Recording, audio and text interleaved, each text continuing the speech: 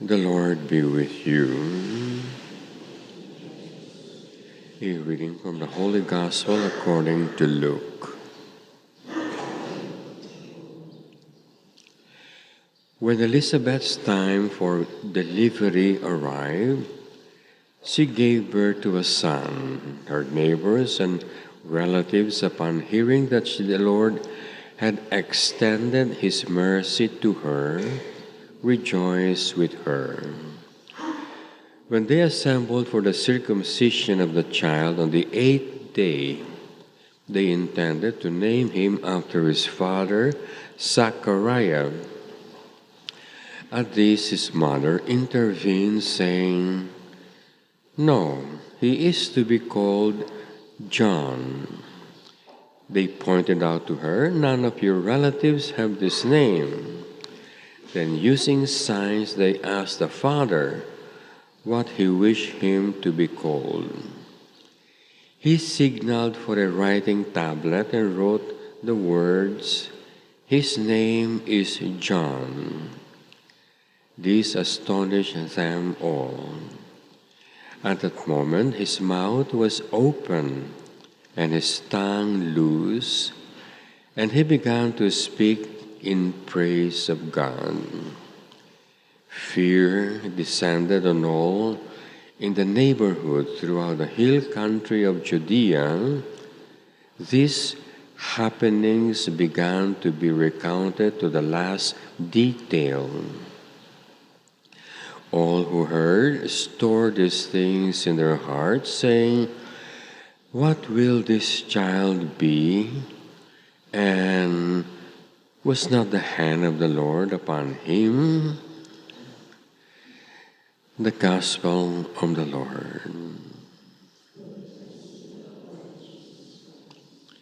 Let us all be seated.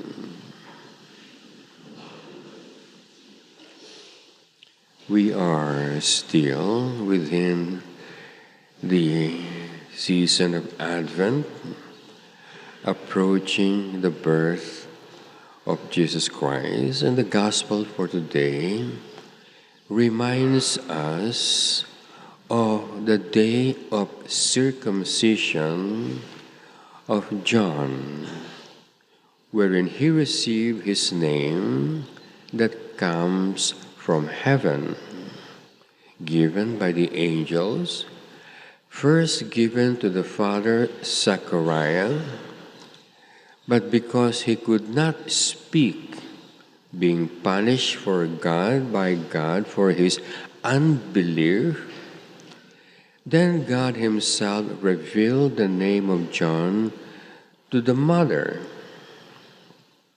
And so we see the Gospel where the father and the mother agreed that his name should be John. Now, this happened on the 8th day.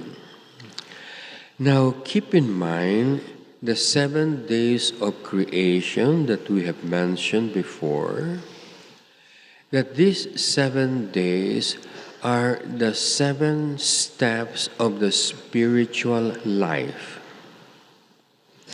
That in order to be saved, we have to reach the 6th day.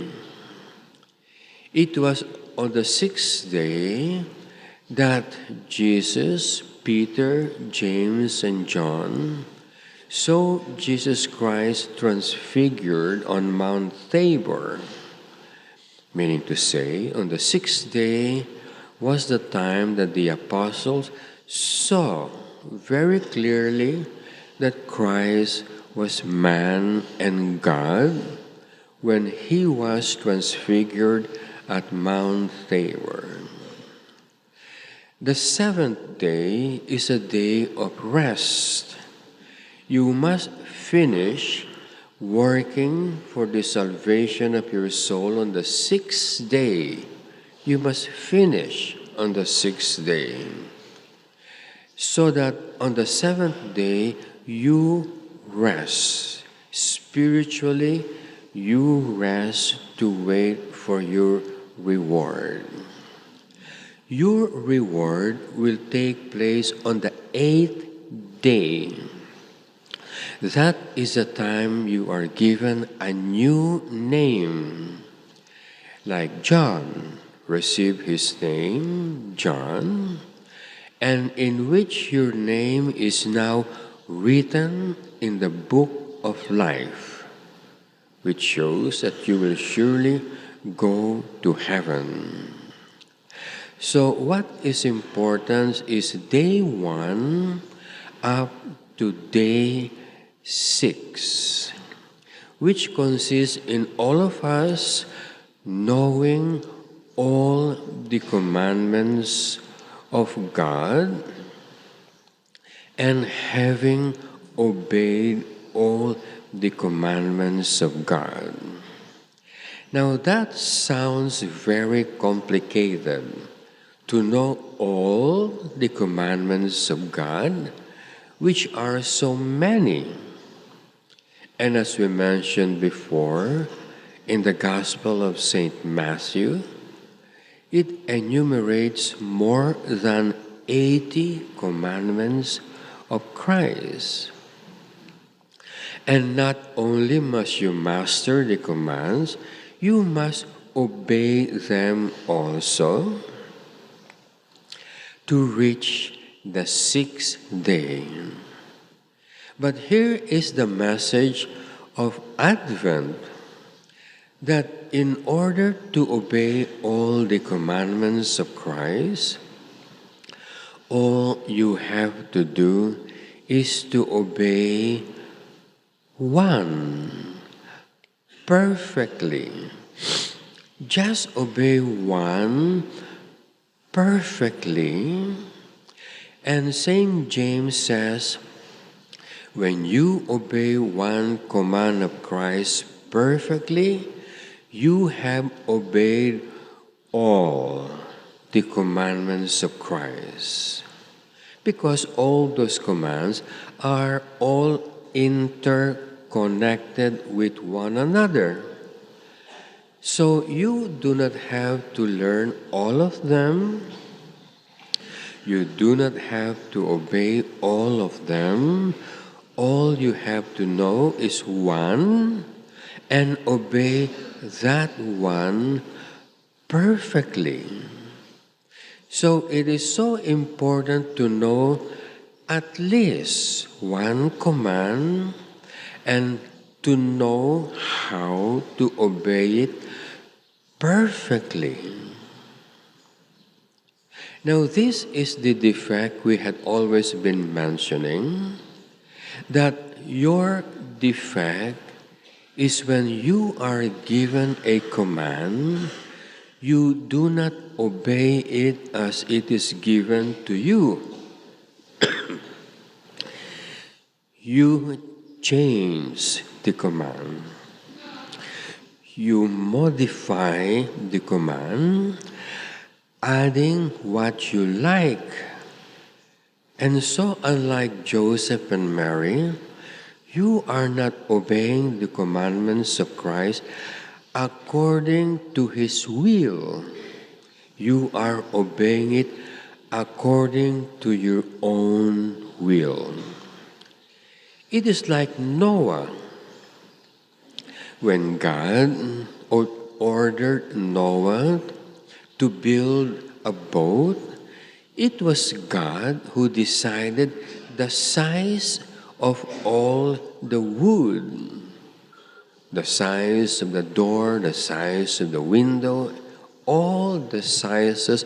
It was God who decided it.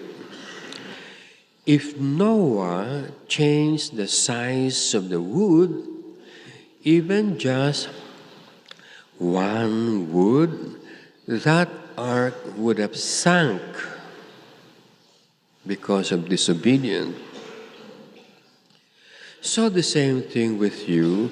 When you are given a command, you must listen very intently to see how that command must be executed, must be obeyed. And if the superior commits the mistake of not giving complete instructions, when you obey that command, you must ask yourself, how does the superior really want me to obey this command?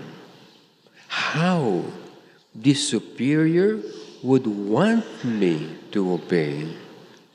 Not since the superior did not tell me the detail of the command, I will decide on the detail. No, it's not like that. You cannot do that with Christ. You cannot say, I'll obey the commands of Christ, and because it is not clear on the detail, I will decide on the detail. Saint Francis de Sales says, no, you must stop and don't obey that command until you have decided what probably is God's detail on how to obey those commands. Christ had commanded us to pray. You cannot pray the way you want, because Christ very clearly taught us how to pray in great detail. And so you have to pray the way Christ taught us. And your training is precisely consists in the fact that when your superior commands you, listen carefully, quietly to the command of the superior so you can see the details of that command. So you do not add or subtract from the instruction that were given to you. In all things, that's how you have to do things. You are drinking medicine. Now, how should you drink that medicine? Well, you see the medicine when it comes to you, there is a piece of paper on the instruction on how to drink it. You have to read those instructions in detail, even if the doctor have said already, oh, do it this way and that way. You have to look at the detail from the instruction in the medicine box. Some of you are driving. Do you know the detail on how to drive? Have you read the manual on how to drive? Each car has its own manual. Have you read it in detail? But no, you say, oh, I know how to drive, I don't have to drink. So what happens? You drive the way you want. That is very bad training in the spiritual life. And so you will see our example during Advent was Joseph and Mary. They were both given instruction, Mary, you will be the mother of God. And the instruction was in great detail on how it should be. The Holy Spirit will overshadow you, and the name of the child, even the name was given. You cannot choose your own name or the name of your children. And his name will be Emmanuel. And so the same thing with John. They couldn't choose any name they wanted. It was a custom that they always gave the child the name of the father. That's what they want. But then they were told, no, you will not choose the name you want. His name will be John. So for all of you, like Mary, like Joseph, during the Advent season, they were only given one command. Mary, to give birth to the Messiah, and Joseph, to take care of Mary. Just one command, but the angel gave them very specific instruction on how it should be done. That is our example on how to celebrate Christmas.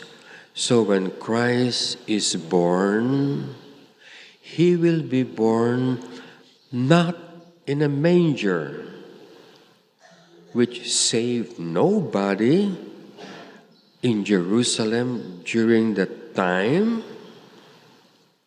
He has to be born in our minds and in our hearts. In the name of the Father, and of the Son, and the Holy Spirit.